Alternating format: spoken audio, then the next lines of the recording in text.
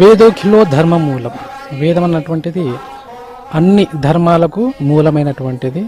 కాబట్టి అటువంటి వేదాన్ని ఇక్కడ అందరికీ అందించాలన్నటువంటి ఉద్దేశంతో స్వామీజీ వారు ప్రారంభించారు. కుల వర్గ లింగ భేదం లేకుండా అందరికీ కూడా వేదాన్ని అందిస్తున్నారు.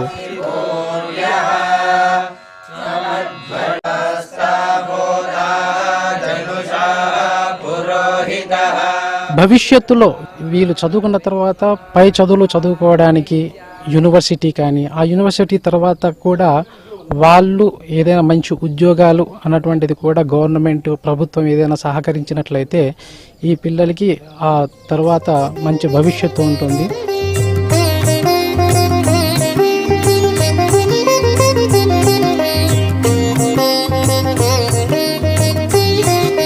పిల్లలు మాత్రం చాలామంది వేదం చదువుకోవడానికి ఆసక్తి చూపిస్తున్నారు. కానీ మనకు ఎక్కడ కూడా అవకాశం లేకుండా పోయింది చదువుకోవడానికి. వేద విద్యాలయాలు చాలా తక్కువగా ఉన్నాయి. సంస్కృత విద్యాలయాలు కూడా అక్కడక్కడ కనిపిస్తాయేమో, కానీ వేద విద్యాలయాలు చాలా చాలా అరుదనమాట. అయితే ఇక్కడ మాత్రం అందరికీ వేదం అన్నటువంటిది ఇక్కడ లభిస్తుంది. కాబట్టి విద్యార్థులైతే వస్తున్నారు, వారికి ఇక్కడ వసతి కూడా కొంత మట్టుకు ఉంది. ఇంకా పెంచుకోవాలన్నటువంటి అవకాశాలు కూడా ఉన్నాయి. అయితే ప్రభుత్వం కూడా వీటికి సహకరించినట్లయితే చాలా బాగుంటుందని నేను కోరుకుంటున్నాను.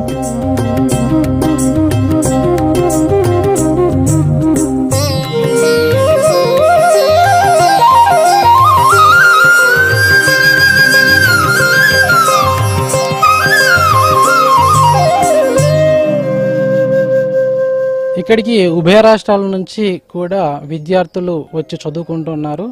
చుట్టుపక్కల ఉన్నటువంటి మహారాష్ట్ర బార్డర్లో నుంచి కూడా కొంతమంది విద్యార్థులు వచ్చారు.